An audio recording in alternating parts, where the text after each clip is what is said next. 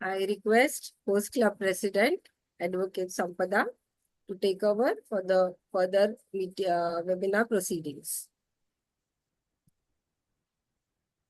आवाज येतोय? Yes, Sampada.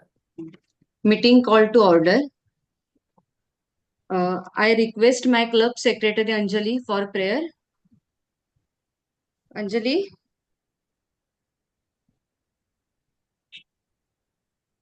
Hello, हा आवाज येतोय ना? हो येतोय. हा. Let us raise our right hand for the prayer. Yes, ma'am. Yeah. Start. Shall we start? Yes. Instead in us, O Lord, the true meaning of friendship. Never let us forget that we are all the children, not withstanding the difference in our cultures and creeds, endows us with the desire to serve our fellow men, remembering that we too often need help whenever or wherever the need for service arises. Help us to be ready to serve, endorsing to make our badge of inner will overwhelming, ensuring that we have not lived in vain. Thank you, Sampada. Thank you all. Thank you, Anjali. Good evening. I myself, Advocate Sampada Bapat, President of Innerville Club of New Panvel, cordially welcomes you all from the bottom of my heart. First of all, I welcome our enthusiastic and workaholic District Chairman, Dr. Shobna Palekar ma'am, all district EC members, and bold, beautiful, and gorgeous of PDCs. Today's our distinguished guest speaker and famous orthopedic surgeon, Dr. Subhash Singh, who is also better half of our PDC Santosh Singh, and beautiful and energetic entire Innerville Club presidents, members, and friends. I welcome you all. Now I hand over charge to our DC Dr. Shobna Palekar ma'am, who shall introduce our guest speaker. Thank you. Thank you, Sampada. Friends, it's a great pleasure to introduce Dr. Subhash Singh, a leading orthopedic surgeon, not only known in Panvel, but in whole of Mumbai and whole of Maharashtra and whole of India. First of all, I would like to start with his Dhumar sir, the PDF दाखवाल, yeah, with his medical journey. He was born in a small town near Mirzapur. आप सब जानते हैं कि छोटे शहर में, छोटे से गांव में हर चीज नहीं मिलती. And for that he had to struggle. He had to leave his own hometown. He had to go out of Mirzapur to study in Allahabad. Easily, and after all the troubles that he took, all the efforts that he put in, everything has paid off and made him one of the most talented, Sir Thamba, one of the most talented and very known orthopedic surgeon. He has more than 32 years of experience in orthopedics and trauma. He's a leading joint replacement and spine surgeon. So next slide, please. He has done his MBBS and MS, Motilal Nehru Medical College, fellowship in joint replacement from Johnson & Johnson, and advanced fellowship in endoscopic spine surgery from South Korea, which is a great achievement in itself and which very few people have done. Next slide, please. And that has made him an expert in minimal invasive spine surgery, endoscopic spine surgeries, disc replacement surgeries, and very difficult spinal trauma management. He is an expertise in that. He has got great professional experience. He is the founder of Panacea Hospital in Panvel, which is a state-of-the-art hospital having all the facilities under one roof. And about 3 years ago, his branch has expanded, his hospital has expanded to another branch in Sonari, which also caters to all the branches of medicine and which is gaining very good name, which has gained very good name, and in few years, very shortly, not maybe few years, maybe few months, very shortly, it will be one of the centers for medical students also. He's a very senior consultant spine surgeon, former lecturer at MGM Medical College, former associate professor at Terana Medical College, and very, very famous among students. Next slide, please. He has many, many achievements to his credit. Just to name a few, more than 15,000 he has performed successful and very difficult spine surgeries, more than 20 awards for difficult and very intricate spine surgeries. He has published more than 20 papers on the spine surgeries, and as I said, more than 32, about 35 years of experience in surgery. Next slide, please.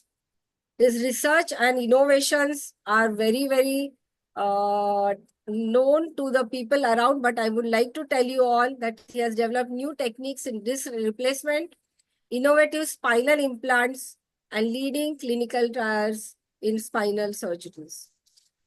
Apart from this, I would like to tell you all a few personal things about him. He's a past president of Rotary. He was president in 2005.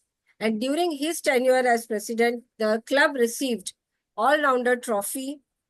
He has been serving on Rotary mission for corrective orthopedic surgeries for more than 18 years. He played a crucial role in getting 2 ambulance services for blood donation drive during his tenure. He is a very, very affectionate family man, a great social worker, always surrounded by friends from all strata of society. Wherever he goes, he is always very much awaited for to join the group. He has got very beautiful hobbies, trekking. He has accomplished Everest Base Camp, Annapurna Base Camp recently with his daughter Rudrakshi. For gardening and I would say farming. He has a very beautiful farmhouse near Panvel. And हम बोलते हैं हम बोते नहीं है लेकिन हमको fruits मिल रहे हैं. So I am one of those who get lovely fruits and vegetables from his farm. He sings well, known for Kishore Kumar songs. He is a very religious person. I and myself, Deepshika and Anuradha Chandak were very lucky to have visited Kashi Vishwanath temple with him during triennial conference. And thank you, sir, for giving us this opportunity. Because of you, we could get darshan very fast. And most important, he is the better half of our PDC, Santosh ji, our family friend, blessed with 2 children, son Kritya, who's an orthopedic surgeon and soon to get married. That's why when somebody asked, how is the Josh? Santosh said, nice, because she's all geared up for her son's wedding in December. November end, I think, or December. And daughter Rudrakshi, who's in 12th standard. So here's presenting you a very, very well-known orthopedic surgeon, Dr. Subhash Singh. Next slide, please. Thank you. Sir, over to you. Thank you, Sobna madam, for a very elaborative and nice introduction. Basically, sir, we can't hear you well. always, Can you just, we can't hear you completely. I'm audible? Audible, but the sound is low. Hello? Yeah. Am I Yes, sir. audible now? Yes. Yes, sir. Okay. So thank you, Sobna madam. Thank you for a Yes. very elaborative and nice introduction. And you always feel if someone talking a very nice word about you. Oh. So I feel quite humbled and quite I'm quite happy that you people have invited me for this webinar. So what I will be doing, we had prepared certain what you can say educative 2 minutes video clips, and we will show you, and I am going to just give an introduction about all these videos. These videos we had categorized in different categories. In first video we are going to have idea about our backbone spine. Then in the second, third, fourth consecutive videos, we are having some small educative narrations about the very common problems which is occurring in the back pain, neck pain, and other amenities. So I may this mode of communication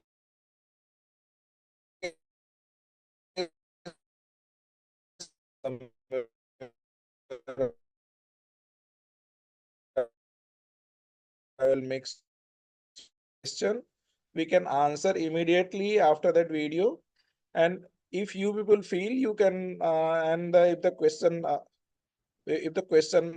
and answer us is getting very lengthy, then we can keep all these things at the end of the video also. So can I have first video? I am Dr. Subhas Singh, having 35 years experience of spine surgery. I am practicing in Panacea Hospital, Panvel, and I am the managing director of Panacea Hospital, Panvel. आज हम spine के बारे में बात करेंगे। जब हम spine के बारे में बात करते हैं तो पहले हम स्पाइन के बेसिक स्ट्रक्चर के बारे में जानने की कोशिश करेंगे। स्पाइनल कॉलम बेसिकली 4 पार्ट्स में बना हुआ है। जो गर्दन का एरिया है उसको हम सर्वाइकल स्पाइन बोलते हैं। सर्वाइकल स्पाइन 7 वर्टिब्रा से बना होता है। इसमें 7 वर्टिब्रा होता है C1 से लेकर के C7 तक। हमारे छाती का एरिया है, इसको हम डार्सल या थोरेसिक स्पाइन बोलते हैं। ये D1 से लेकर के D12 तक। जो नीचे कमर का एरिया है इसको हम लंबर स्पाइन बोलते हैं। इसमें 5 वर्टिब्रा होते हैं। उसके नीचे सेक्रल बोन होता है जो कि हमारे पेल्विस के अंदर होता है, और सबसे अंत में 5वां पार्ट जो होता है वो कॉक्सिजियल बोन होता है। सारे वर्टिब्रा के बीच में डिस्क होता है। डिस्क के पीछे एक फोरामेना होती है और जहां से नर्व्स निकलता है इसको हम न्यूरल फोरामेना बोलते हैं। सारे स्पाइन एक दूसरे से लिगामेंट्स और मसल के द्वारा जुड़े होते हैं।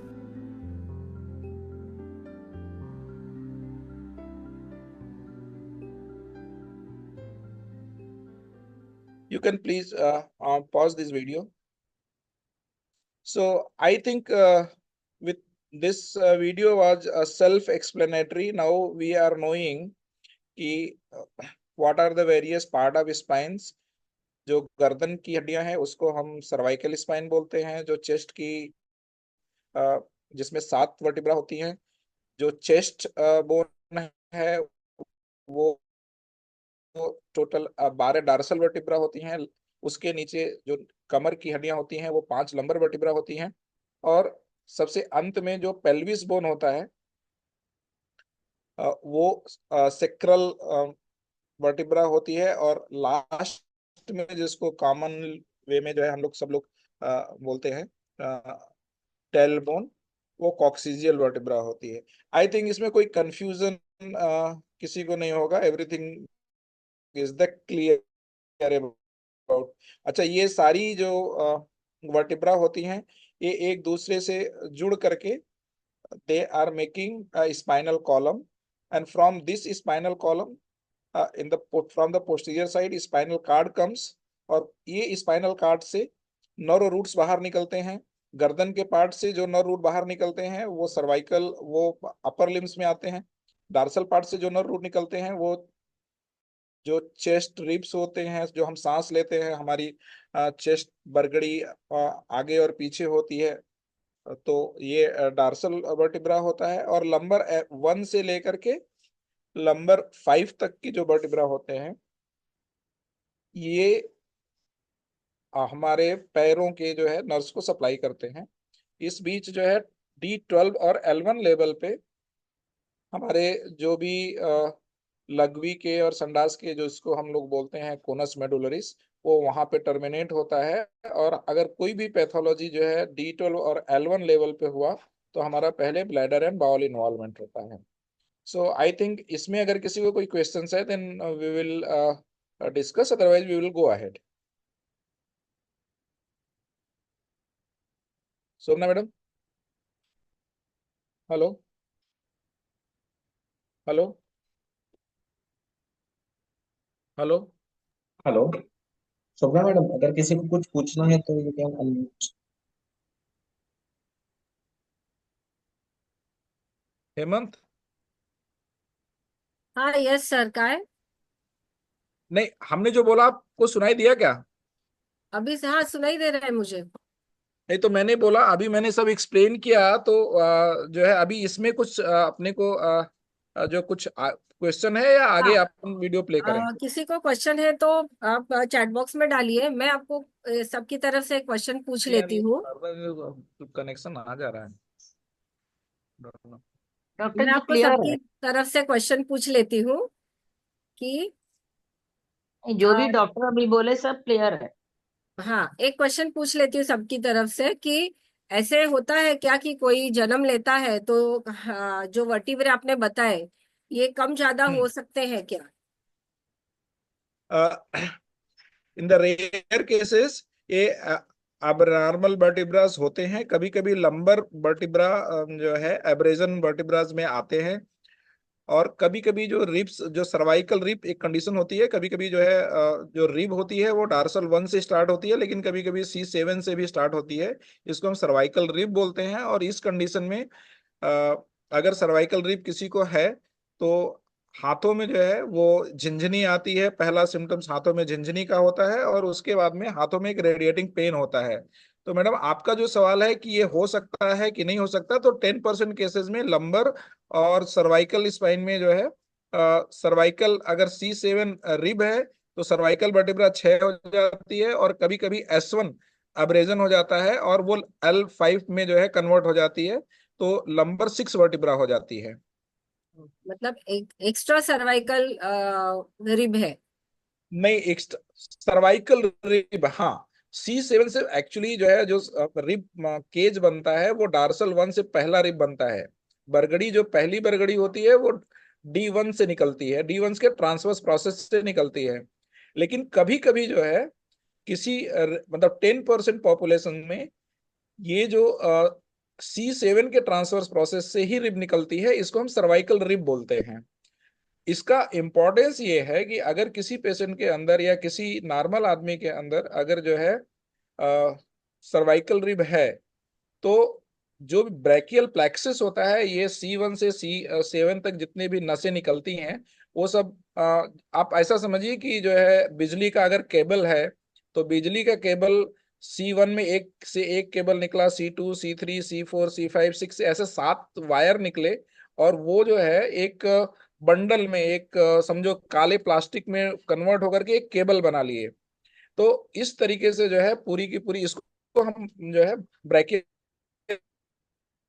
प्लेक्सिस बोलते हैं। और अगर जो है L1 से L5 तक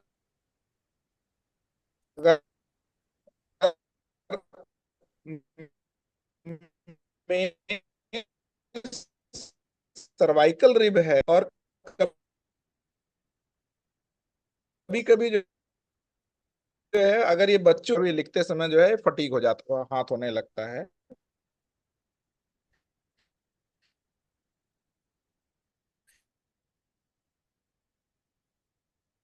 बीच में शायद मेरा कनेक्शन ठीक नहीं था, इसलिए मैं एक हाथ सुन नहीं पाई। ये कनेक्शन में कुछ इशू है, I think so. Shobna, all of us can't hear. Shobna, All of us can't hear. Okay, कहाँ से आप नहीं सुन पाए? from the one he was explaining the sea collapse. Okay sir, आप ये क्वेश्चन वापस आंसर बता सकते हैं जो आपने सर्वाइकल रिब के सर बारे में नहीं है अभी बताया? Right now. सर नहीं है अभी राइट नाउ। कनेक्शन इनके यहाँ पे कुछ तकलीफ है, I think so, internet I connection think there's issue. a correction issue in the hospital only, I think. अभी आ जाएगा। The voice is not very clear, Shobna. Okay. संतोष ने क्या बोला?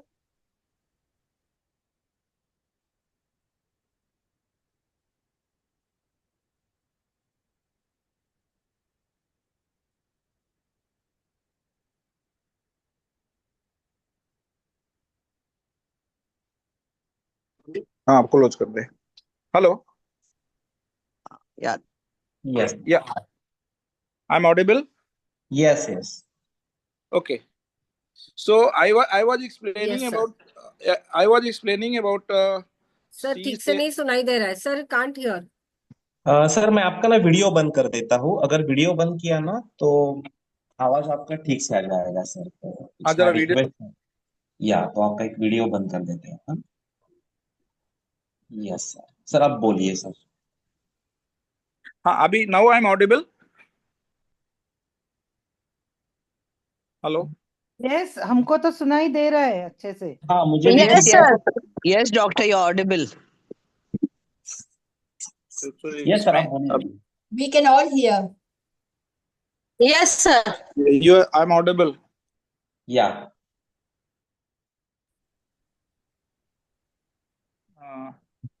फ्रेंड्स प्लीज होल्ड ऑन, आ जाएंगे अभी लाइन पे। Madam sir line पे है सर, बोलिए सर, आपका आवाज आ रहा है ठीक से सर। हाँ, so I was मीनवाइल आपको अगर कोई सवाल है, मतलब अभी जो बात हुई वो नहीं, अदरवाइज भी आपको कुछ सवाल है तो I am requesting you all to put it into the chat box. So we will be going for the second video.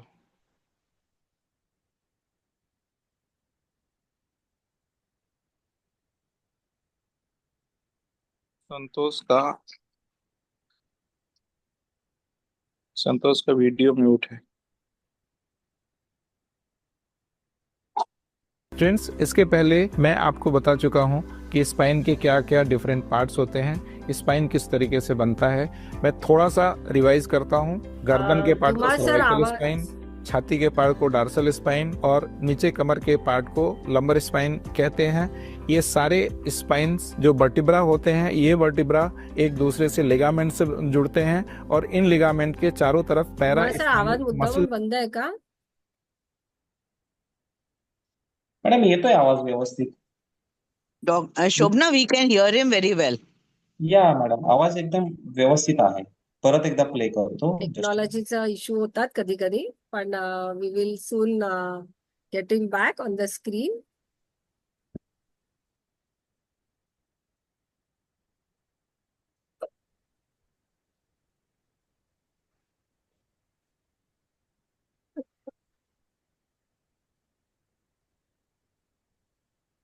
इसमें क्या प्रॉब्लम है?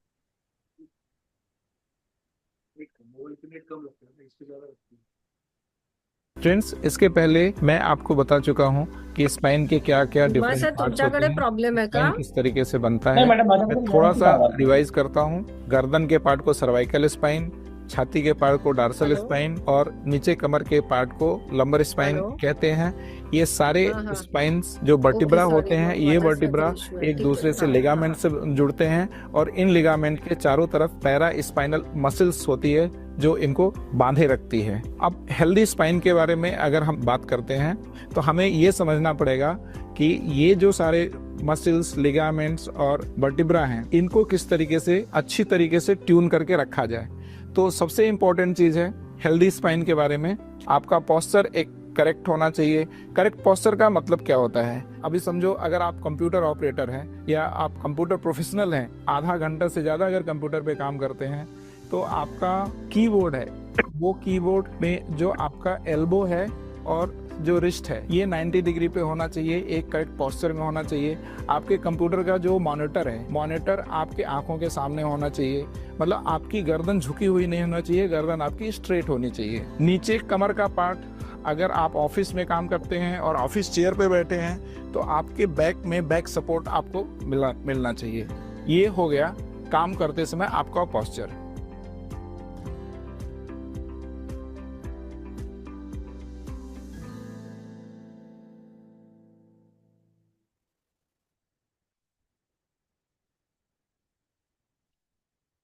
हेलो। Yes sir. सो ये video, now in this video basically what we talked mostly ki how to sit and how to work. I think if there is any question we can answer at this juncture about the posture. Sir अभी तक जो question आए हैं 3 questions है इसमें। हम्म। एक है तो reason of pain in the tail bone, उसके रीजंस पूछे हैं हम्म। हमारी पीएपी स्मिता जी ने। So दूसरा हाँ, आप बताइए। हाँ, okay, one by one we will be going. Yes sir. हाँ, सो अगर रीजन ऑफ टेल बोन जो है मोस्ट कॉमन जो रीजन है टेल बोन का वो है injury. Basically if you are sitting for a very long time on a vibrating surface, तो आपकी पूरी बॉडी की वेट जो होती है वो टेल बोन पे रहती है, and if the surface is vibrating and quite hard, so वहां पे ग्रेजुअल वाइब्रेशन के कारण से जो कॉकिक्स का टिप होता है, जो C7 की कॉकिक्स होती है, वो धीरे धीरे धीरे धीरे वहां की जो स्नायु होती है उसके अंदर सूजन आ जाती है। और ये एक रीजन होता है टेल बोन में पेन का, इसको हम कॉक्सिगोडाइनिया बोलते हैं। दूसरा रीजन होता है कि फेल डाउन। अगर आप हार्ड सरफेस पे सडनली गिरे और टेल बोन के ऊपर गिर गए और आपने उसका प्रॉपर केयर नहीं किया, यूजुअली कोई भी जो इंजरी होती है वो हील होने के लिए it takes minimum 3 weeks. So if you had got hurt on the tail bone and आप जो है समझो आपने प्रॉपर रेस्ट नहीं लिया या कॉक्सिजियल पिलो यूज नहीं किया और आप कंटिन्यूअस हार्ड सरफेस पे बैठते रहे या वाइब्रेटिंग सरफेस पे बैठ करके काम करते रहे, तो ये दूसरा रीजन हो जाता है टेल बोन पेन का। थर्ड, ओल्ड एज में एक मोस्ट कॉमन कॉज होता है कैल्शियम डिफिशियंसी और vitamin D3 deficiencies.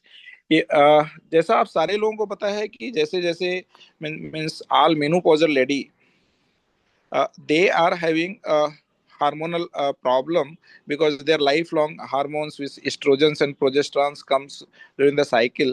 It gets changed after the menopause. So in your body there the calcium deficiency and there is a D3 deficiency leads osteoporosis. एक बहुत ही common condition होता है calcium, हड्डियों में calcium की कमी को हम ऑस्टियोपोरोसिस बोलते हैं। अगर ऑस्टियोपोरोसिस की we are putting a various category, if it is a grade 4 means quite severe osteoporosis, then अगर आपका काफी ज्यादा बॉडी वेट है और आप हेप्टी हो तो भी जो है आपको टेल बोन, क्योंकि वहां पे पूरे बॉडी का प्रेशर आपके पास जा रहा है, टेल बोन पेन होने लगता है। And third and one most common cause is in the pregnant lady. At the third trimesters all the ligaments get loose, and आप जब ये pregnant ladies after delivery they usually get a tailbone pain.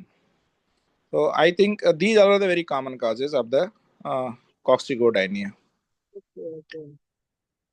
Smita जी ने पूछा है कि sir जो है वो बहुत मशहूर डेंटिस्ट है पूना में, तो मैम ने पूछा है कि is it common for dentist, my daughter भी है, तो my daughter often complains about the tail bone pen.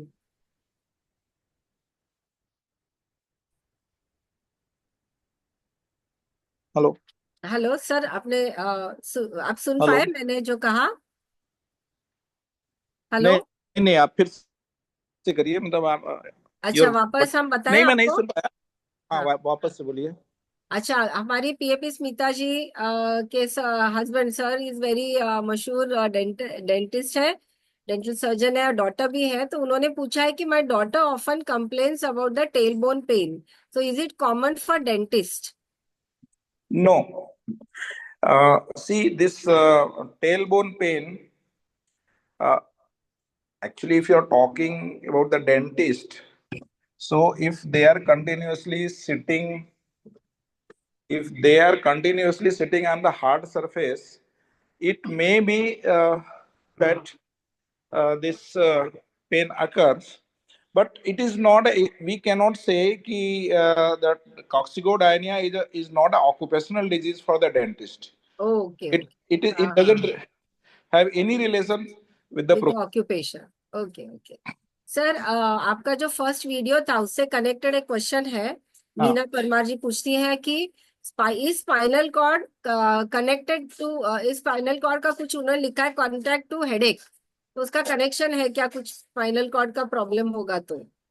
Madam actually C1 से लेकर के C4, सर्वाइकल 1 से सर्वाइकल 4 तक की जो भी वर्टिब्रा होती है उससे जो नर्व्स निकलती है उसका एक्चुअली थोड़ा सा अगर डिटेल में जाएं तो जो पेरिफेरल नर्व होती है, जो स्पाइनल कार्ड से नर्व निकलती है, वो सारे वर्टिब्रे की जो फोरामेना होती है उससे पेरिफेरल नर्व निकलती है।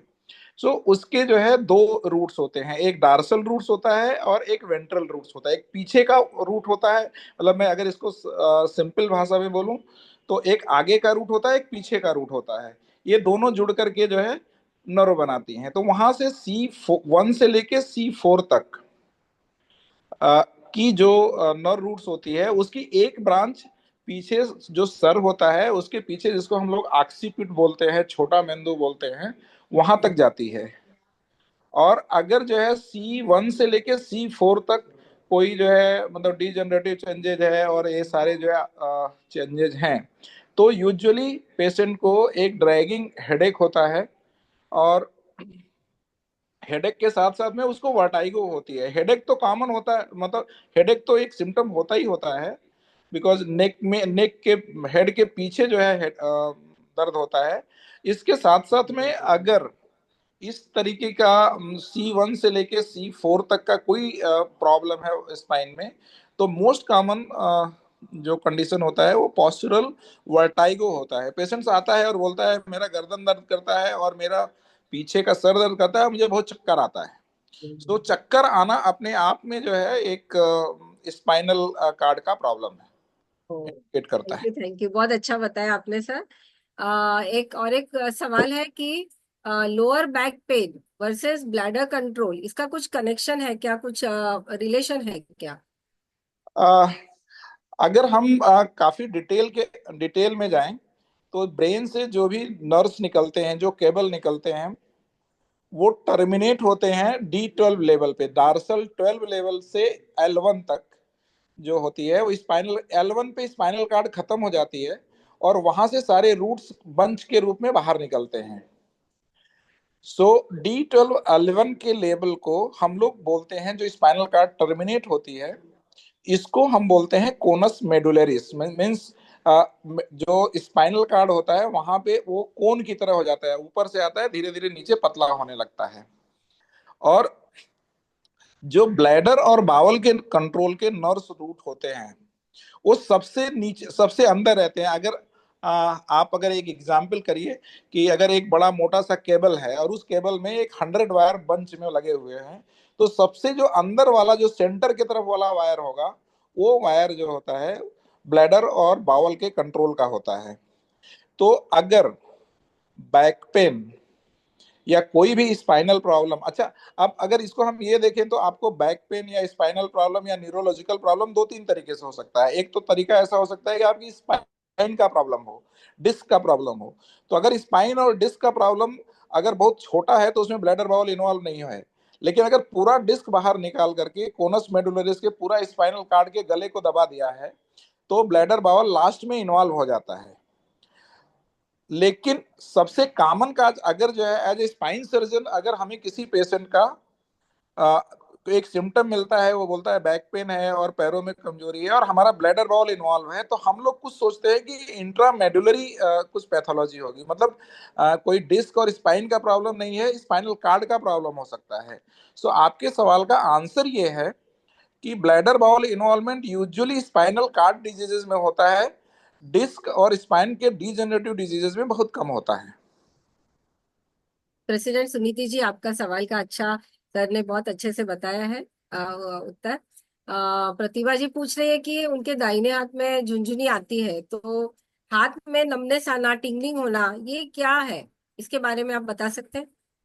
आ, ये नमनेस और टिंगलिंग बेसिकली जो है ये सिम्टम्स है कि आप जो है आपकी गर्दन की जो है 4 से लेकर के 7 के बीच की जो हड्डियां हैं उनके बीच की जो डिस्क स्पेस है वो कम हो गई है। और फोरामेन, फोरामेन हम किसको बोलते हैं? स्पाइनल, दो स्पाइनल कार्ड अगर जुड़ता है तो उसके बीच से नर रूट निकलता है। वो नर रूट के लिए एक मिनिमम एक उसका एक डायमीटर होता है। अगर ये डायमीटर कम हो गया तो नर वहां पे कंप्रेस होने लगती है। अच्छा, कंप्रेशन का ये होता है कि मोस्टली जो होती है वहां पे नर्व्स की ब्लड सप्लाई धीरे धीरे कम होती है। और उसको हम एक कंडीशन जो है न्यूरोलॉजिकल इस्चीमिया बोलते हैं। मींस नर्व को जो है प्रॉपर वे में जितना ब्लड मिलना चाहिए उतना नहीं मिल रहा है। और इसलिए जो है वो नर्व जहां जहां जाती है बिकॉज ऑफ द कंप्रेशन वहां वहां एक मूंगी जैसा आता है और झुंझुनी होता है और वो डर्मेटोमल होता है। मींस अगर C4-5 का बीच का में नर्व कंप्रेस हो रही है तो रेजिमेंटल बैज एरिया मींस ये जो शोल्डर का लेटरल साइड होता है वहां पे अगर जो वो एरिया पेशेंट बोलता है कि इधर बधिर हो रहा है। अगर जो है समझो C5 का बीच में कंप्रेशन है, C5 लेवल पे नर्व कंप्रेस है, तो अंगूठा और जो है जो इंडेक्स फिंगर होता है उसके बीच में पेशेंट को ऐसा लगता है कि वहां पे छूने से उसके जो है मोटी चमड़ी है या सेंसेशन कम होता है। तो जो भी आपके हाथ में जो नमनेस आ रही है वो किसी न किसी लेवल पे ये नस दब रही है, चाहे मतलब C4 से लेके C7 तक वो कंप्रेशन है। आपको बेसिकली एक एक्सरे और MRI करके वो देखना पड़ेगा कि किस लेवल पे कितना कंप्रेशन है। बट डेफिनेटली ये जो रेडिकुलोपैथी है ये रेडिकुलोपैथी कंप्रेशन के कारण है। अच्छा, दूसरा भी कारण हो सकता है रेडिकुलोपैथी का। अगर आपका काफी हाई समय से लॉन्ग स्टैंडिंग अनकंट्रोल डायबिटीज हो तो भी इस तरीके की नमनेस मिलती है। लेकिन वो नमनेस डर्मेटोमल नमनेस नहीं होती। डर्मेटोमल नमनेस का मतलब होता है कि अगर C5 का में कंप्रेस C4-5 पे कंप्रेशन है तो हाथ में एक पर्टिकुलर एरिया में ही जो है एक रेडिएटिंग पेन आएगा। C5-6 में है तो जो है हाथ के मतलब जो फोर आर्म होता है उसके बाहर साइड में आएगा। C6-7 में है तो जो है हाथ की जो छोटी अंगुली और रिंग फिंगर होती है उस एरिया में आएगा। अगर इस तरीके से डर्मेटोमल नमनेस है इसका ये मतलब है कि आपकी एक पर्टिकुलर एरिया पे नस दब रही है। लेकिन अगर अगर डायबिटीज के कारण है और लॉन्ग स्टैंडिंग बीटल डिफिशियंसी के कारण है तो रेट्रोस्कैपुलर एरिया में ये सारे जो पेन होते हैं वो न्यूट्रिशनल पेन है, वो कंप्रेशन के पेन नहीं है। इसके लिए फिर क्या किया जा सकता है, मतलब ट्रीटमेंट वाइज कुछ? Can you throw some light? किसके लिए? रेडिकुलोपैथी के लिए? जी। अच्छा, सी most of the radiculopathy and most of the cervical disc degenerative diseases, 90% disc degenerative diseases they can control by a good posture, good neck exercises, physiotherapy, some supportive medicines, and means in the physiotherapy neck exercises, and basically taking care of nutritions, good nutritions means vitamin B12, calciums and other things. 90% conditions में ये इसी से ठीक हो जाता है with a good physiotherapy. But agar and rest. But if you are not getting relief say 10-15 days and you have tried, then definitely you should visit to some good orthopedic surgeon or spine surgeon, and you should find out ki why this pain is going on. So maybe he may be taking an X-ray, he may be taking your MRI, EMG, nerve conduction velocity, and most of the time we look after कि vitamin B12 deficiency है क्या। Then most common cause जो होता है वो diabetes है। Right side में इतना प्रॉब्लम नहीं होता doctor Shobhana, but if the patient is having left sided radiculopathy means pain which is radiating to the left upper arm, You have to do it can simulate to the cardiac cardiac. origin. Yes, got So it. once the patient is coming to our clinic, and if he says कि I am having radiculopathy in the right upper limb, we hardly bother, and we always investigate the patients कि cardiac मतलब कि orthopedic reason क्या है.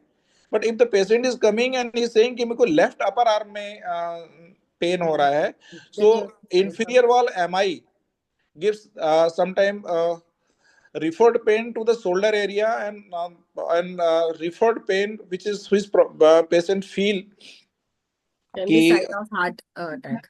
कि उसको जो है गर्दन से पेन चालू हो रहा है और लेफ्ट आर्म तक आ रहा है. So it may be cardiac ischemia also.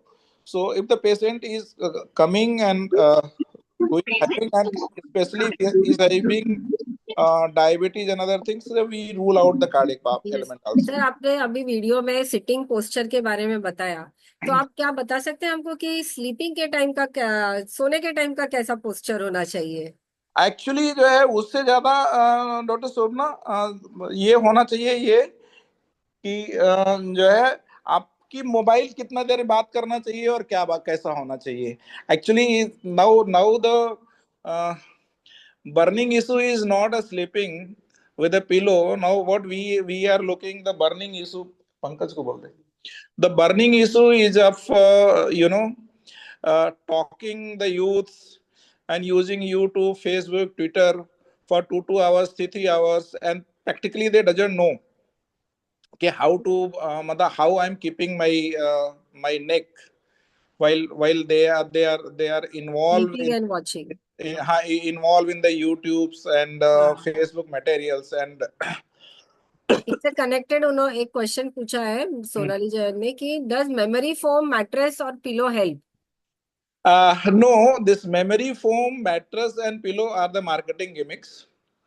So basically वो इतना ही हेल्प करता है कि अगर आप महंगा खरीदते हो तो आप डर के मारे घर के लोगों को नहीं बोलते हो कि दर्द हो रहा है, क्योंकि बोलेंगे भैया आप तो इतना महंगा भी सो. हमारे पास एक्चुअली सोना एक पेशेंट आया था. हाँ जी. I will tell a real story about the memory foam. Yes. There was one patient of a very influential family, and they were having lots of money. So that this lady was having a neck pain. She was roaming here and there, and practically the neck pain was not going. Then घर वालों ने कुछ orthopaedic गद्दा खरीदा. That had costed somewhere 2 lakh रुपए का. So I asked कि उससे ठीक हुआ क्या? तो उसने बोला नहीं, अभी इतना पैसा खर्चा किया है इसलिए बोलने में घर वालों को डर लगता है. So memory phone really doesn't help. What help basically your exercises, your postures, your continuous care of your neck postures are really helping than this memory foam and other things. एक पीडीसी प्रज्ञा जी है, उन्होंने इसी connection में पूछा है कि उनका बेटा जिम हमेशा जा रहा है and he is having neck pain for some time, what could be the reason? Reason of neck pain in the youth who are doing exercise, who are the fitness freaks, are basically जो actually नेक से एक shoulder में एक muscle आती है, उस muscle को हम सुप्रा स्पाइनेटस मसल बोलते हैं. यूजुअली जब ये जिम ट्रेनर्स या and most of the gym trainers are they are non educated. Basically they got their idea about their how they did it. So if they are lifting weight quite heavy, rather more than 10 kg, the muscle goes, the whole strain goes to supraspinatus muscles and interscapular muscles. धीरे धीरे ये जो होता है, ये muscles में micro tears होते हैं जो ओवर अ पीरियड होते हैं, वो एक ही दिन में नहीं होता. और एक बार माइक्रो टीयर हो गया, and if you are continuing that gym, then micro tear continues. मतलब जितना हील होता है, आपने जा करके दूसरे दिन फिर से जिम में उतना वो कर लिया, उतना फिर से उसको डैमेज कर दिया. तो प्रैक्टिकली द रीजन जो है उसमें ये है माइक्रो मसल टीयर, जो कि जो मसल्स जो है नेक से निकल करके शोल्डर एरिया में आ रहे हैं, and because of the pushups और जो अपर आर्म के वेट एक्सरसाइजेस होते हैं उसके कारण से ये होता है. So he have to stop it for minimum 21 days, Actually, he can do exercises for abs and lower limbs, and upper extremity exercise, cardio and whatever he want to do, he have to do. But upper limbs का जो weight exercises है, he have to stop minimum for 20 days. तो very important, क्योंकि आजकल लोग gym Vim के पीछे बहुत पड़े हैं. So very useful tip sir you are given. And probably actually, if you are having this type of pain, and if you are driving also, daily bike driving, most of the youths are basically continuously driving, bike driving for daily 1 hour 2 hours. So if you are having this type of neck pain which is starting from nape of neck, means neck के नीचे से चालू होता है retroscapular area में, मतलब upper back में जा रहा है या shoulder area में जा रहा है, then you have to avoid driving bike also. Okay. इसी कनेक्शन में है कि जैसे टेलबोन पेन जो है, वो जो मोटरसाइकिल ड्राइविंग कोई कर रहा है या ड्राइविंग भी हो रहा है, तो टेलबोन पेन है, तो can it be reduced with some physiotherapy or something? See, the basic principle of managing any pain is giving rest. Rest is the best medicines for any pathology in the bone. अब जब आप tail bone में अगर आपको pen है, means कॉक्सिगोडायनिया है, जिसको हम लोग कॉमन कंडीशंस में कॉक्सिगोडायनिया बोलते हैं, और आप बाइक चलाते हो या आप हार्ड सरफेस पे बैठते हो, तो आपकी पूरी बॉडी की वेट टेलबोन पे जाती है और एक वाइब्रेटिंग सरफेस पे टेलबोन में कंटिन्यूअस एक वाइब्रेटरी मूवमेंट होती है, जो भी कुछ हील हुआ रहता है उसको वो डैमेज कर देती है. एंड अगेन ये जो इंजरी है, it is treated from day one injury. Means अगर आपने 8 दिन आराम किया और एक दिन जाके बाइक चला ली, तो फिर से वो इंजरी हो गई, मतलब आज फिर से इंजरी चालू हो गई. सो इसके लिए मेडिसिन से ज्यादा जरूरी ये होता है, ये कॉक्सिगोडायनिया पिलो होती है, हालो पिलो होती है, जिसपे हम पेशेंट्स को बोलते हैं use a coccygodynia pillow, coccygeal pillow. उसमें आपका पूरा बॉडी का वेट जो होता है वो हिप एरिया में चला जाता है और टेल बोन पे प्रेशर एलिमिनेट हो जाती है. तो यूजुअली वी सजेस्ट कि आप हार्ड सरफेस पे minimum 3 months to 1 year, 30 days to 1 month, आप 1.5 months आप उस पे मत बैठो. Use coccygodynia pillow and you can do sitz bath, means गर्म पानी में थोड़ा सा नमक डाल करके वो टेल बोन की सिकाई कर लो. मोस्टली जो है ये इससे ये चला जाता है. एंड अवॉइड ड्राइविंग और sitting on the hard surface और ड्राइविंग बाइक या वाइब्रेटिंग सरफेस या bad road journey. ST bus में आप जो है, अगर आपको कॉक्सिजियल पेन है तो आप एसटी बस में जो है बैठ करके जर्नी मत करिए. अगर आपको जर्नी करना भी है तो आप खड़ा होकर के जर्नी कर सकते हैं. और अगर बस में आप जर्नी कर रहे हैं तो आप आगे की ड्राइवर के बगल वाली सीट पे बैठिए, पीछे की सीट पे मत बैठिए जहाँ पे ज्यादा वाइब्रेशंस होते हैं. बहुत यूजफुल इंफॉर्मेशन है. Sir we have few questions, but हम अगले वीडियो की तरफ जाएंगे, then will take up other questions. Yes.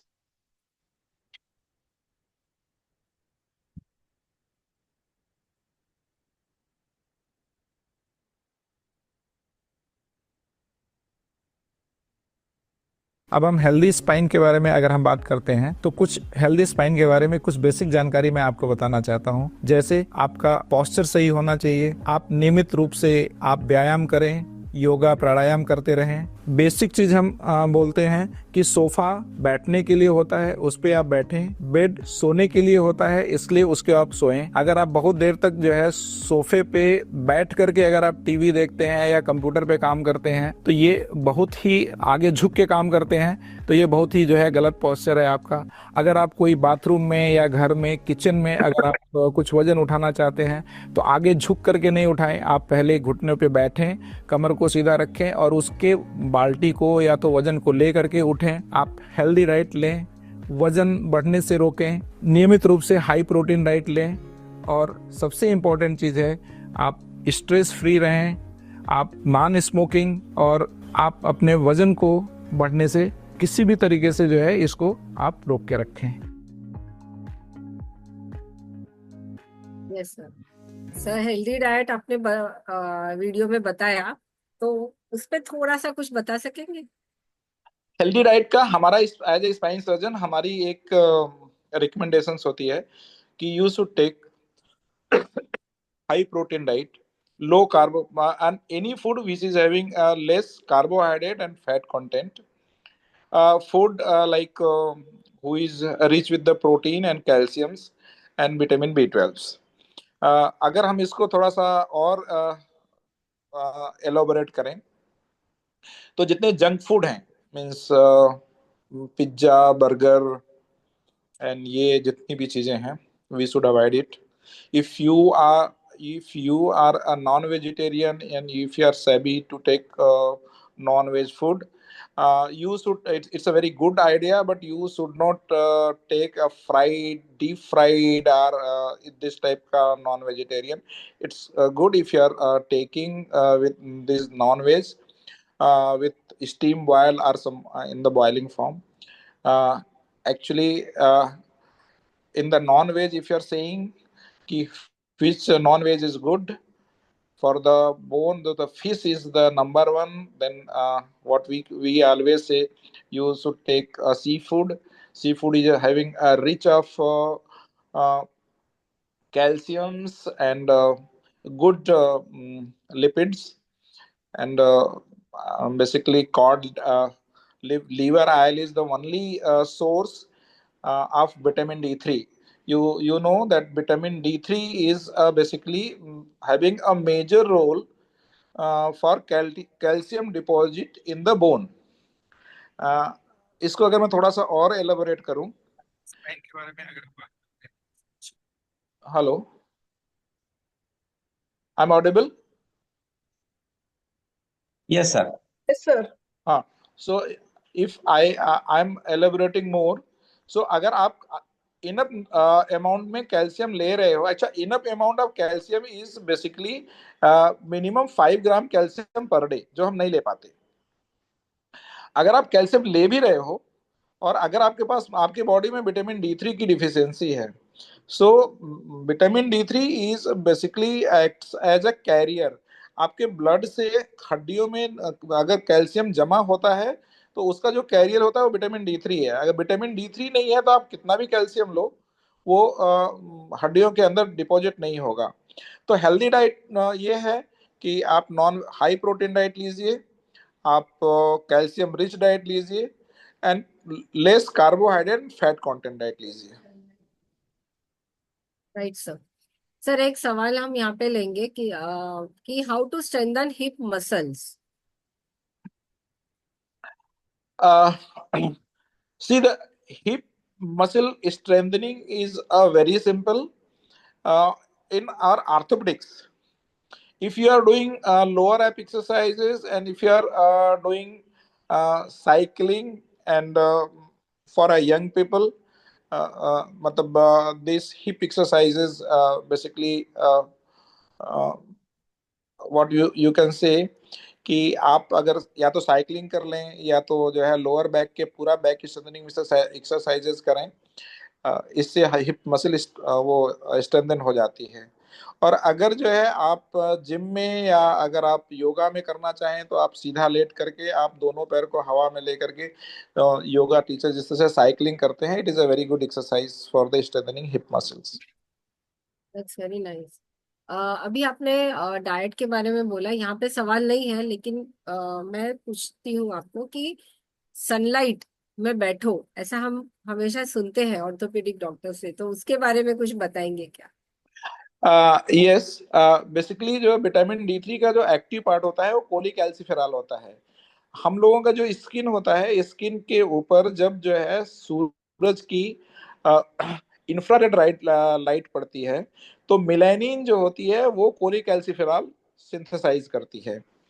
अब ये इसके अंदर इसमें 2-3 वो गिमिक्स है. एक तो ये है कि आपको वो सनलाइट हेल्प करती है जो एकदम उगता हुआ सूरज हो, जिसमें कि इंफ्रारेड आए, यूवी लाइट नहीं आए, नंबर 1. दूसरा जो है, आपकी बॉडी वो उतना सन के लिए, लाइट के लिए एक्सपोज होना चाहिए. मीन्स अगर आपने फुल क्लॉथ्स पहने हुए हैं और अगर सनलाइट में आप वॉकिंग के लिए भी जा रहे हैं और तो और आपका पूरा का पूरा बदन ढका हुआ है, तो वो सनलाइट का कोई मतलब नहीं है. उसमें कैसा होता है, you have to take a sun bath, number 1. Number 2, अगर आप दोपहर को 12 बजे 1 बजे अगर आप सनलाइट में जा रहे हैं तो उस समय इंफ्रारेड लाइट बिल्कुल नहीं होती, वो यूवी लाइट होती है, और उससे कोई भी जो है मतलब कोलीकैल्सिफेरॉल का सिंथेसिस नहीं होता है। तो sun bath is good if you are taking in the early morning from in ब्रह्म मुहूर्त में, सुबह आप 5-6 बजे चले जाइए और 7 साढ़े 7 तक करिए। That sun bath really help for synthesizing vitamin D3। जैसा कि ये आप लोगों को पता है कि विटामिन D3 हीट लेबाइल है। प्रैक्टिकली इस धरती पे किसी फूड में विटामिन D3 नहीं मिलती है। अगर थोड़ी बहुत मिलती है तो मिलती है वो फिश ऑयल में। इसलिए हम लोग बोलते हैं कि अगर आपको नॉनवेज खाना है तो as an orthopedic surgery we always suggest you eat fish, but वो भी बहुत ज्यादा फ्राइड मत खाइए। Right. Otherwise in the Europe जहाँ सनलाइट नहीं है, वहां पे ऑलवेज जो आपके मिल्क होते हैं वो पॉस्चराइज होकर के विटामिन D3 से वो फोर्टिफाइड करके बेचते हैं, but in our country it is not there. Thank you doctor Singh. Next question है, लेकिन मैं सोचती हूँ कि हम अगला वीडियो देखें, उसके बाद वो सवाल लें, चलेगा? चलेगा चलेगा। Yes sir. दुमा सर, नेक्स्ट वीडियो प्लीज। आज हम नेक पेन के मुख्य कारण के बारे में बात करते हैं। नेक पेन का मुख्य कारण गर्दन को गलत तरीके से रखना यानी बैड पोस्चर। दूसरा कारण मांसपेशियों में खिंचाव। तीसरा कारण हड्डियों का डिजनरेशन। चौथा कारण हड्डियों के बीच का जो डिस्क है वो पीछे स्लिप होकर के अगर चला गया और हाथों में आने वाले नसों को दबा रहा है। डायबिटीज एक मुख्य कारण है नेक पेन का, जिसके कारण से शोल्डर पेन और जो है बगल के स्केपुला का पेन होता है। चोट लगना या गर्दन के मांसपेशियों में खिंचाव, ये इत्यादि ये सारे मुख्य कारण हैं। आज के समय में गर्दन के पेन को एज वाइज भी डिस्ट्रीब्यूशन में डाल सकते हैं। आज के समय में मैक्सिमम यूथ जो IT प्रोफेशनल्स हैं, ये सारे बहुत देर समय तक जो है कंप्यूटर के ऊपर काम करते हैं और उस समय जो है ये भूल जाते हैं कि उनके गर्दन का पोस्चर क्या है। इस पेन को हम बेसिकली एर्गोनॉमिक पेन के कैटेगरी में हम डालते हैं। आज के समय नेक पेन का 90% पेन जो है ये अपने पोस्चर का सुधार नियमित एक्सरसाइज से ठीक हो सकता है। अगर आप पिलो लेते हैं तो बहुत ही लो पिलो लें। आपका मैट्रेस लो मैट्रेस होना चाहिए। नेक पेन अगर आपका 2 हफ्ते से ज़्यादा परसिस्ट करता है तो आप अपने नज़दीक के किसी भी डॉक्टर को या अवेलेबल है तो स्पाइन स्पेशलिस्ट को मिलें। उनसे आप अपने गर्दन के दर्द के कारणों के बारे में बात करें। यूजुअली आपके एग्जामिनेशन के बाद में एक कॉमनली जो डॉक्टर्स हैं वो आपके गर्दन का एक्सरे निकालेंगे और राजू गाड़ी बाहर गाड़ी थे। ये समझ में आएगा कि आपको क्या क्या प्रॉब्लम है और उसके हिसाब से अपने गर्दन का इलाज करें। मोस्टली मेडिसिन और फिजियोथेरेपी से 95% नेक पेन ठीक हो सकता है। बहुत ही रेयरली नेक पेन के लिए किसी सर्जिकल इंटरवेंशन की जरूरत उठा है। हाँ सर, डॉक्टर सिंह, वरती ना? कनेक्शन में क्वेश्चन था। मग आमची कोणी मैंने उघडी वीडियो लिया आहे पहले स्वच्छ कि लता करून लॉक जी पूछ रही है कि I have headache with back and neck pain, so what can I do for the relief? Actually, यही क्वेश्चन था। Shobna madam, there was some noise in the background, so please repeat your question. हाँ, इसी ये video के connection में ही question था, इसलिए पहले वीडियो लिया। हेमलता जी पूछ रही थी कि I have headache with neck pain, what is the reason and what can I do for relief? ऐसे नहीं, अभी पहले तो इनको ये समझना पड़ेगा कि ये जो हेडेक है हाँ, वो किस तरीके का हेडेक है। अगर ये फ्रंटल हेडेक है, अगर मतलब फ्रंटल हेडेक जिसको हम बोलते हैं, अगर जो है सर के अंदर माथे के साइड में हेडेक है, सर दर्द जो है अगर जो है माथे के तरफ में है, तो इसका कारण जो है वो स्पाइन नहीं है। इसका कारण कुछ आंख हो सकता है, इसका कारण जो है माइग्रेन हो सकता है और कोई भी और ब्रेन की प्रॉब्लम्स हो सकती है। अगर आपका हेडेक पीछे साइड में है, मीन्स जिसको हम बोलते हैं कि ऑक्सीपिटल रीजन को जिसको हम धाकटा मेंदु बोलते हैं, कि अगर वो साइड में है, नेप ऑफ नेक में है अगर इस तरीके का, देन ये पेन स्पाइनल ओरिजिन का हो सकता है। जैसा मैंने आपको पहले बताया था आप लोगों को कि C1 to C4 में के रूट इरिटेशन के कारण से इस तरीके की पेन हो सकती है। बट यूजुअली अगर ये पेन स्पाइन ओरिजिन का है तो इससे एसोसिएटेड वर्टाइगो भी होगा, मतलब पेशेंट्स हेडेक के साथ में उसको चक्कर भी आएगा। और बहुत ही क्लासिकल पिक्चर्स होगा कि जब आप पोस्चर चेंज करेंगे तो आपको वर्टाइगो होगा। अगर इस तरीके का सिम्टम है देन आपको बेसिकली अपने गर्दन का एक एक्सरे निकाल करके देखना चाहिए कि कितना कंप्रेशन है, एमआरआई निकालना चाहिए, और उसके बाद में जो है आपको अकॉर्डिंगली मतलब मेडिसिन और फिजियोथेरेपी से ये सारी चीजें ठीक हो जाएंगी।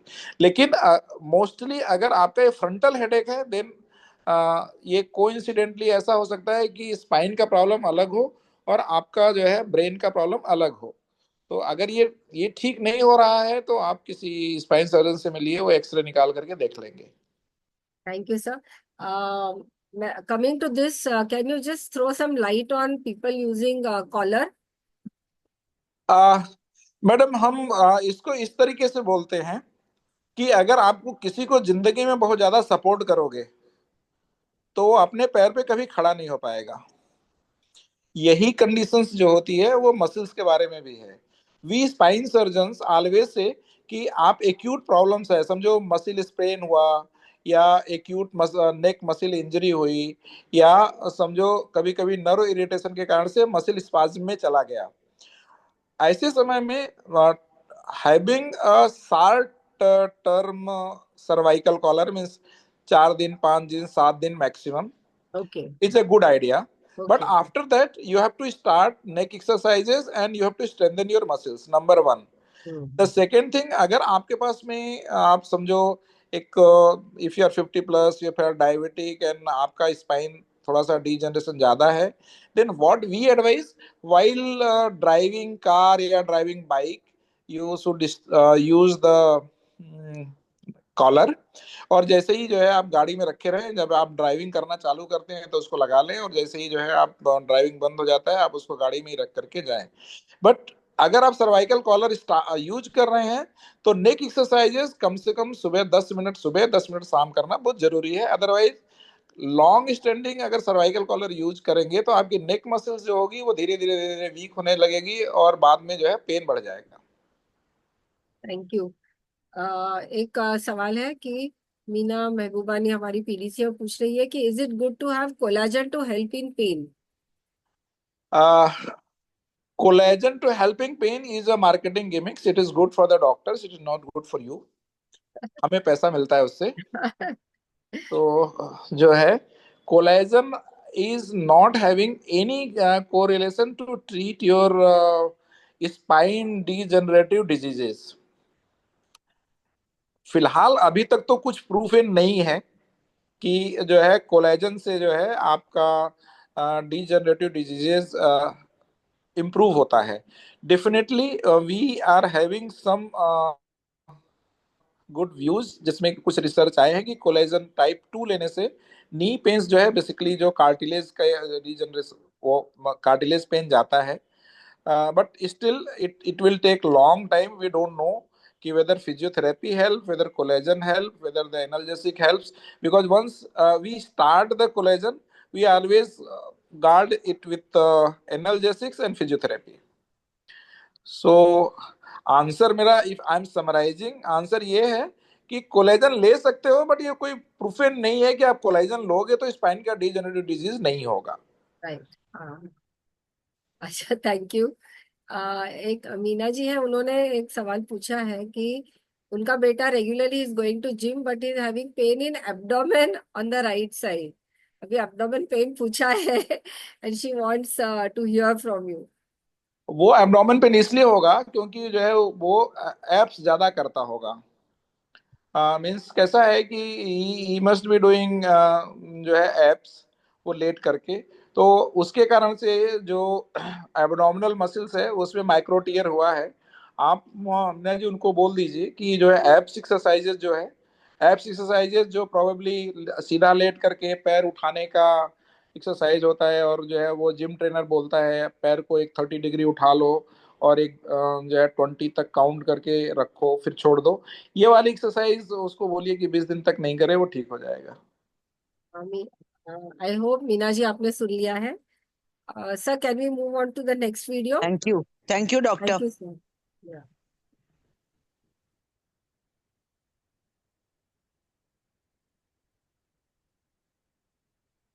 बैड पोस्चर, लंबे समय तक गलत मुद्रा में बैठना, लंबे समय तक झुक के काम करना, लंबे समय तक गर्दन झुका के मोबाइल पे बात करना, लंबे समय तक कंप्यूटर ऑपरेट करना, अचानक आगे झुककर अचानक भारी वजन उठाना। आप सही पोस्चर के बारे में बात करते हैं। अगर आप कंप्यूटर पे काम कर रहे हैं तो इंटरमिटेंटली कंप्यूटर पे काम करें, थोड़े थोड़े देर के बाद में रेस्ट लें। कंप्यूटर के स्क्रीन की हाइट आपके आँख के लेवल के ऊपर होना चाहिए। मोबाइल पे आप थोड़े समय के लिए और ज़रूरी बातें करें। बहुत ज़्यादा मोबाइल के ऊपर अगर आप बातें करते हैं तो गर्दन झुका रहता है। आप अगर पिलो यूज़ करते हैं तो थिन पिलो यूज करें। सबसे इम्पोर्टेंट चीज़ ये है कि बेड सोने के लिए बना हुआ है, तो बेड के ऊपर आप सोएं और सोफे के ऊपर बैठें। आपका बैक को हम बैठते समय हमेशा बैक को सपोर्ट में रखें। Thank you, doctor. Dr. Singh, lovely take-home messages you are given, but I'm sure there are some more questions will come up. Meanwhile, मैं आपको पूछ लेती हूँ कि Yes. being a obstetrician, I have pregnant women coming to me. So उनके लिए हमारे यहाँ पे किसी की बेटी बहू प्रेग्नेंट होंगे या अभी थोड़े यंग मेंबर्स भी हैं, वो भी प्रेगनेंसी में सोचेंगे, तो उस टाइम के पोस्चर के बारे में कुछ बताएंगे क्या? So, मैडम, ये क्वेश्चंस का बेसिक आंसर ये है, as a being a obstetrician you know कि जब मदर प्रेग्नेंट होती है तो उसके बॉडी में lots of physiological changes going on. ये फिजियोलॉजिकल चेंजेस में क्या होता है कि एक हार्मोन्स होता है जिसको हम रिलैक्सेंस बोलते हैं।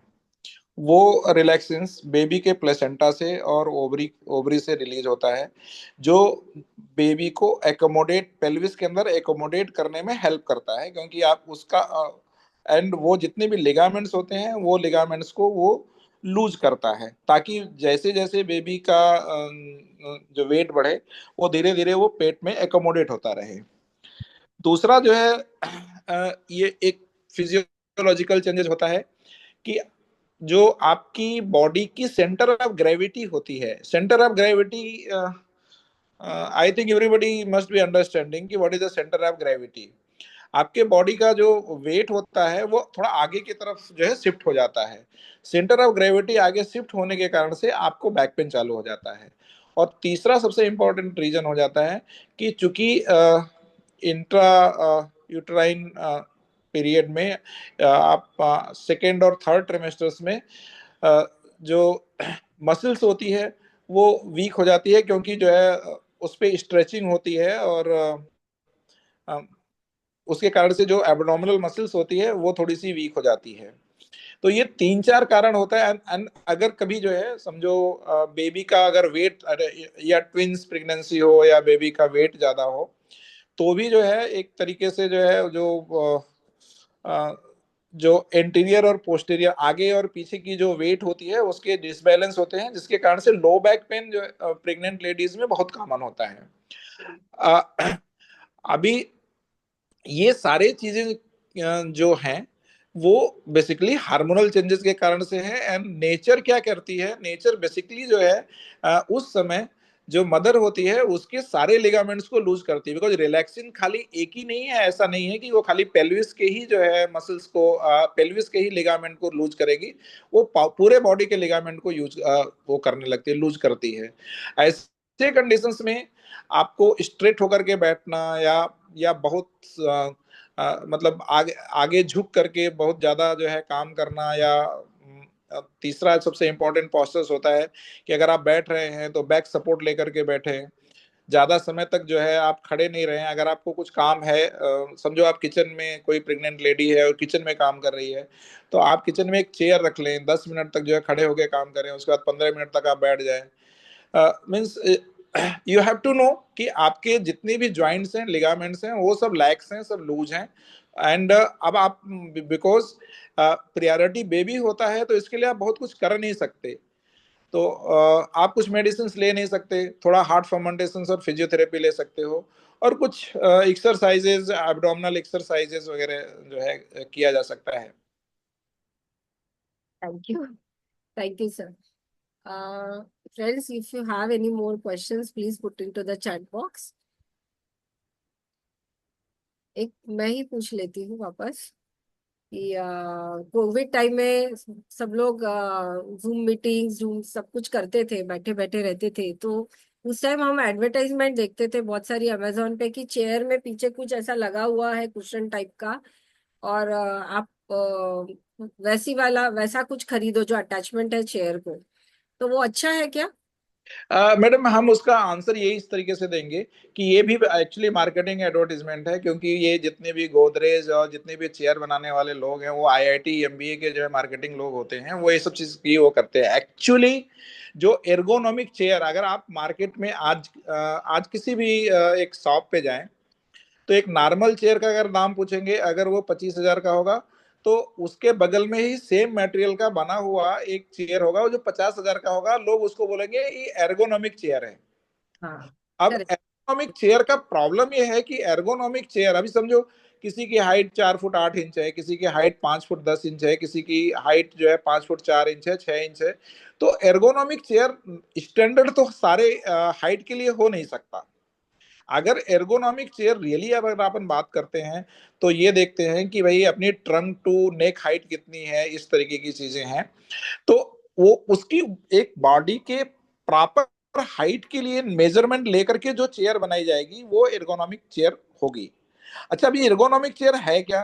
क्योंकि अगर आप देखें स्पाइन में, स्पाइनल कॉलम में C1 से लेकर के अगर सिक्रम तक जाएं तो दो जगह स्पाइन आगे की तरफ झुकती है और एक एक जो है पीछे की तरफ। मींस नेक के गर्दन में आपकी हड्डियां जो है एक कर्व बनाती हैं, एक धनुष बनाती हैं जो आगे की तरफ होता है। डार्सल में जो चेस्ट वाली रीजन होती है, अगर उसका आप फोटो अगर ध्यान से देखेंगे तो वहां पे एक धनुषाकार बनता है और वो जो है पीछे की तरफ होता है। फिर लंबर में जो बनता है वो आगे की तरफ होता है। तो ये तीन नॉर्मल कर्व होते हैं और एर्गोनॉमिक चेयर ये बोलती है कि इसी कर्व को आप एकोमोडेट करो, मेंटेन करके रखो ताकि बैक पेन नहीं हो। सो मैं आपका आंसर समराइज कर रहा हूँ। एर्गोनॉमिक चेयर्स जो है is always better, but means एक आप ऐसा समझ सकते हो 60-70% लोगों के लिए वो फिट होता है, but if you are too short, if your height is too high, then probably आपको अपना स्पेशल एर्गोनॉमिक चेयर बनवाना पड़ेगा। हाँ, मतलब पर्सनलाइज बनाए तो अच्छा है हाँ, ऐसा। Personalize ergonomic chair is always thank you, better. Thank you. हमारी पीडीसी दीना जी पूछ रही है कि थोड़ा साइटिका पेन के बारे में बताएंगे क्या, हाउ टू प्रिवेंट इट? अच्छा, सियाटिका पेन यूजुअली कैसा होता है मैडम कि लंबर 1 से लेकर के लंबर 5 की जो डिस्क स्पेस होती है, वहां से लंबर 1 से लेकर के लंबर 5 तक की नर्व रूट निकलती है, और वो जो है पेल्विस के अंदर ये सारे रूट जो है केबल की वायर की तरह जो है जोड़ करके एक केबल बना लेते हैं और एक मोटा नर्व बन जाती है। इसको हम सियाटिक नर्व बोलते हैं। अब L1 से लेकर के L5 तक अगर जो है कोई भी डिस्क बाहर आई, या तो जो है कहीं भी जो नर्व निकलने की जो फोरामेन होती है, जिस विंडो से नर्व बाहर निकलती है, उसमें एज के कारण से जो है वो वहां पे नर्व कंप्रेस होने लगी, तो वो पेन जो होता है वो उस रूट से, मतलब लोअर बैक पेन से चालू होता है और वो नर्व जहां जहां जाती है, टो तक जाती है, वहां पे एक रेडिएटिंग पेन होता है। इस रेडिएटिंग पेन को हम सियाटिका बोलते हैं। तो अगर सियाटिका हुआ तो इसका मतलब कहीं ना कहीं जो सियाटिक नर्व है L1 से लेके L5 तक का डर्मेटोम, वो कहीं ना कहीं कंप्रेस हो रहा है आपके लंबर रीजन में। तो इसमें पहला, अगर हम लोग जैसे पेशेंट को अगर एज वाइज कैटेगरी में वो करें, तो अगर यंग बॉय है तो हम लोग ये सोचते हैं कि शायद सडन कुछ जर्क आया होगा और डिस्क प्रोलैप्स हुआ। ओल्ड एज में क्या होता है कि जिसको हम कैनाल स्टेनोसिस बोलते हैं, कैनाल स्टेनोसिस का मतलब होता है कि धीरे धीरे आपके लिगामेंट्स में कैल्शियम जमा होने लगता है, आपके डिस्क कैल्सिफाइड हो जाते हैं और नर्व कंप्रेस होने लगती है, तो न्यूरोलॉजिकल क्लॉडिकेशंस होता है, ये भी सियाटिका है। अब अगर आपको समझो सियाटिका है और रेस्ट से और नॉर्मल चीज़ों से ठीक नहीं हो रहा है, देन आपको एक x ray, MRI, EMG, NCB test करने पड़ सकते हैं। तो एक सवाल अभी आप बता रहे थे हमें, तो मुझे दिल में आया, मुझे ख्याल आया कि हॉट फर्मेंटेशन या कोल्ड फर्मेंटेशन होना चाहिए अगर साइटी का पेन हो रहा है तो? These are very common question I am asking on behalf of everyone. Yes, Somna madam, is a very valid question and nice question.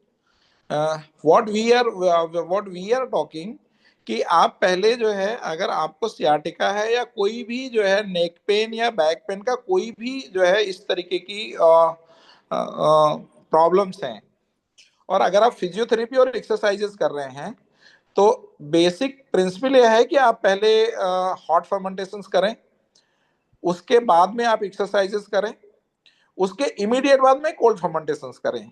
सो ये एक रिजिम का एक मेथड है. वेरी नाइस, क्योंकि ये सबको नहीं मालूम है, so I wanted you to elaborate and throw some good light on it. So Thank you. first exercise, hot fermentation, then exercise, then cold fermentations. This is the cycle. Very nice. Thank you, sir. Dr. Singh, we have taken lot of your time. पूरा अभी OPD का time हो गया. I'm very aware of this. 5 बजे से we have kept you continuously elaborating and throwing light on everything. आपसे बहुत कुछ और पूछने की चाहत है, but I am very sure that you have lot of work pending in the hospital and your patients must be waiting for the evening consultation. So,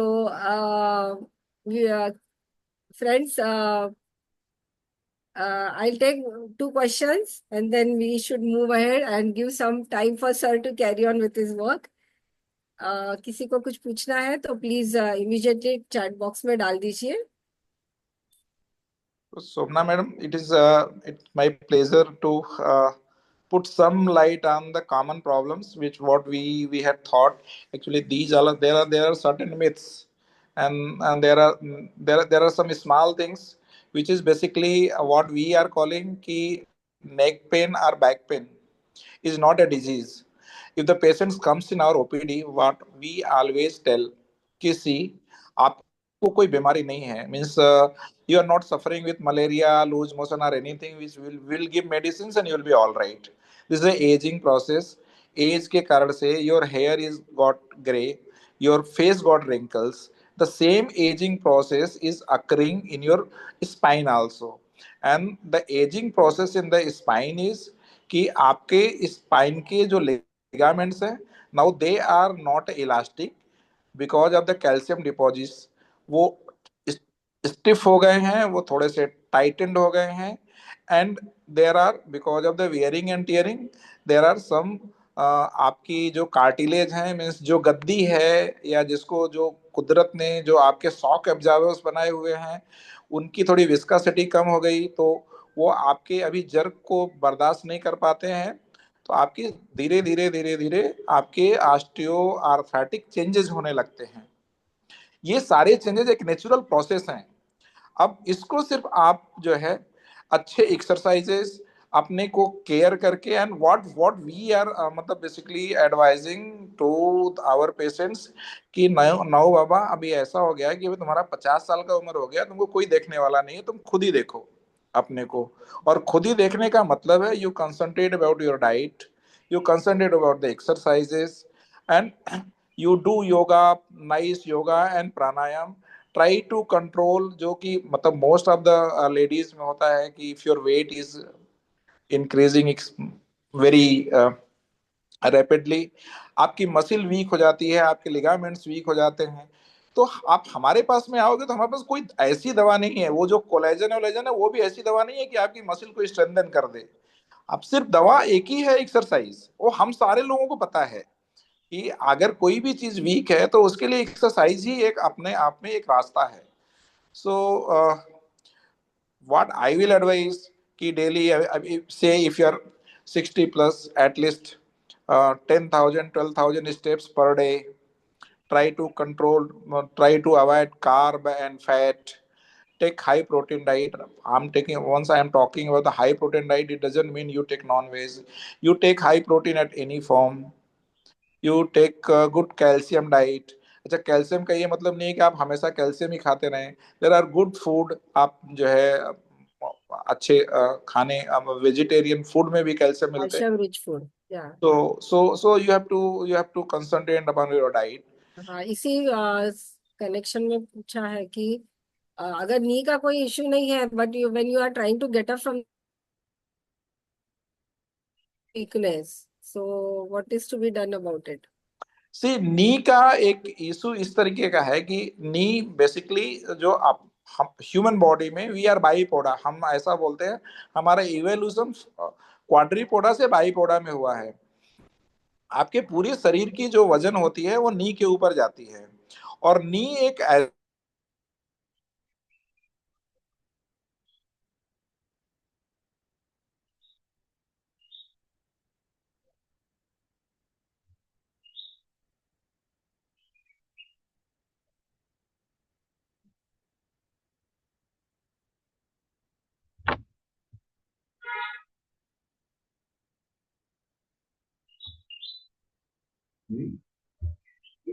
नाही ना, गेली मला मीटिंगच झाली, बंद झालं. आवाज गेलाय बहुतेक. कनेक्टिविटी इश्यू आहे कनेक्शन गेले.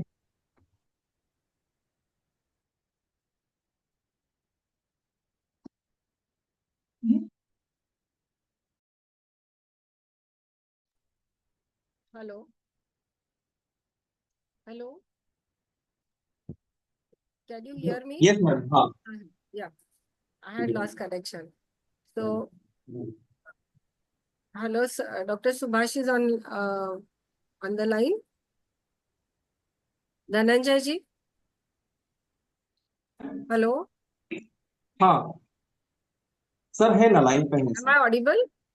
Yes ma'am.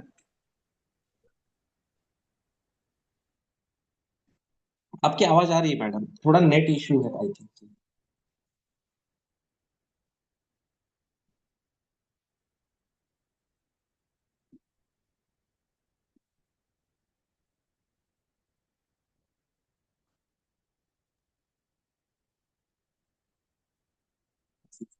Hello. Yes yes. Connection issue I think so, connectivity issue है.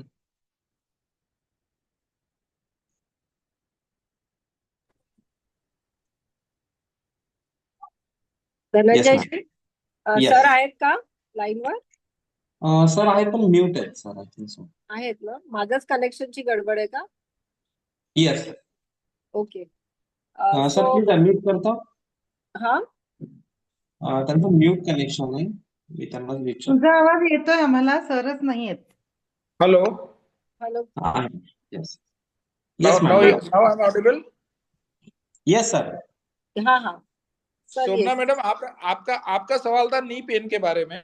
हाँ हाँ, जो तो कोई कहते हैं कि जमीन से उठ नहीं पाते, उनके नीज अच्छे हैं, कोई इश्यू नहीं है, but they are not able to stand up, they have thigh muscle weakness. तो थाई मसल वीकनेस का बेस्ट एक्सरसाइज ये है cycling. So, okay. so daily 10 minute cycling, either go in the gym or have आप जो है cycling वैसे करें, start with normal walking and then cycling. अगर जो है आप जिम में भी नहीं जा सकते हैं तो सीधे पीठ के बल लेटें और हवा को और पैर को जो है हवा में उठाएं 90 डिग्री मोड़ करके, और जिस तरह से साइकिल चलाते हैं उस तरीके के पैर का मूवमेंट करें. कम से कम जो है 20 बार सुबह, 20 बार शाम को.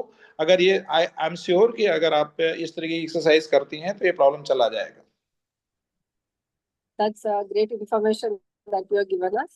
I think we are at the nearing of our meeting, but जाते जाते, without asking you about something about traction, ये क्या चीज है? I'm asking on behalf of everybody. I was hoping somebody will put up this question, but then I want to give it a complete this review. So आप उसके बारे में एक short में हमें बता दीजिए, ये ट्रैक्शन क्या है? Basically traction means stretching. अगर आप tractions in the form of spine is either cervical tractions और द लंबर ट्रैक्शंस. ये ट्रैक्शंस इस तरह से होती है मैडम कि अगर हम थोड़ा सा मेडिकल फील्ड के अंदर थोड़ा सा अगर अपनी नॉलेज को लेके जाएं, तो जो मसल्स होती है, मसल्स बेसिकली ये होती है कि जब पेन होता है तो मसल स्पाज में जाती है, चाहे नेक पेन हुआ तो नेक की मसल स्पाज में जाती है, अगर बैक पेन हुआ तो बैक की मसल स्पाज में जाती है। जब आप ट्रैक्शन देते हो, इंटरमिटेंट ट्रैक्शन, तो आप उस मसल्स को आप खींचते हो, रिलैक्स करते हो, खींचते हो, रिलैक्स करते हो, तो स्पाज में मसल का चला जाता है, और वो स्पाज में जाने के कारण से जो सब्सटेंस पी है, जो हिस्टामिन रिलीज होता है, वो कम हो जाता है। So the traction is a process of a physiotherapy which great helps in the neck pain and lumbar pain. Okay, thank you. I think हम सब ने आपको बहुत 1-1.5 घंटे से हम आपको बहुत क्वेश्चंस पूछ रहे हैं, बॉम्बार्डिंग कर रहे हैं क्वेश्चंस का। नहीं नहीं madam, it's my thank you, pleasure. if I can thank you I can so much for answering each and everything in detail and with so much of patience. That's very creditable and clearly, crisply, and very nicely. Thank you, sir. Thank you, Santosh ji, for giving us this opportunity to invite Dr. Subhash Singh for this wonderful webinar. And friends, it's time to give sir some time for his patience. so, So, Shobna madam, हाँ जी, Shobna madam, Thank ji, you. we Thank you, had Shobna decided and Dr. friends, we we, just Thank you. wait. Let sir talk. Yeah. we have decided to make this type of information series videos in future also, and in future we will be sharing this small 2 minutes reels, so that common persons, they should be having some update and some knowledge, and they should be getting updated about the spinal problems. Because what we feel is कि 80% of your problem doesn't need any medical care, or you need not to go to any doctor. Hello. Yes, thank you sir, thank you. मैं हमारी PDC जो है संतोष जी, उनको 2 शब्द कहने के लिए अनुरोध करती हूँ। And I request her to give us why we are having this webinar, how we thought of it. Santosh ji. Yeah. Hello. Hello. Thank you, District Chairman Shobna ji. Actually, मुझे बहुत सारे प्रेसिडेंट्स एंड पीडीसी के request है कि ऐसा एक webinar arrange कर सकती हो क्या? तो आई थॉट कि घर का मैटर है, ले लेते हैं।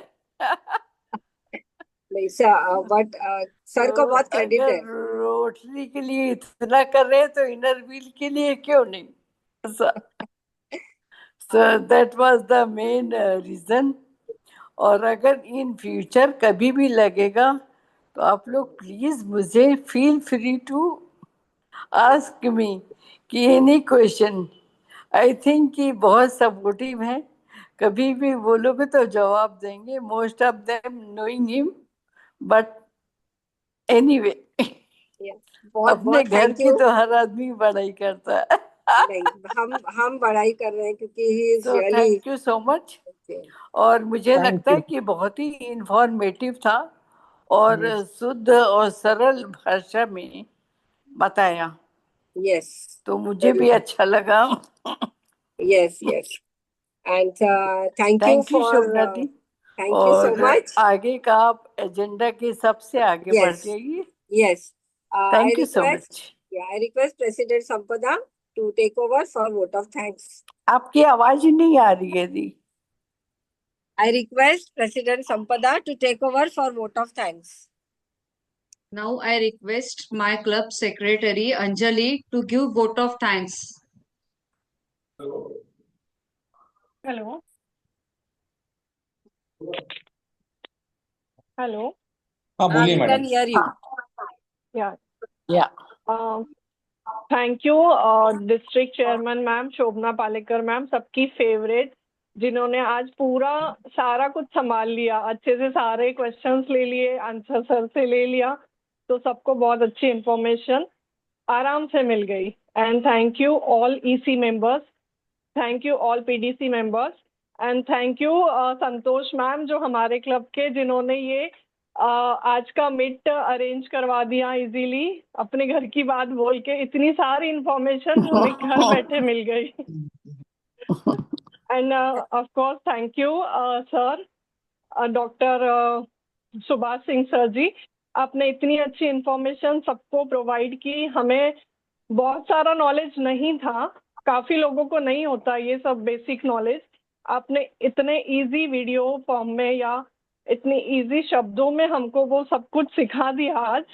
And thank you for taking time to educate of this topic. And आपका जो प्रेजेंटेशन था वो सबको एंगेज करके रखा था. मैं पूरी टाइम इधर ही सुन रही हूँ, 1 मिनट भी मैंने मिस नहीं किया.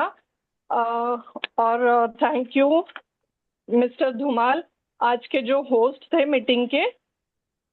Thank you club members and all my friends and whoever attend this meeting.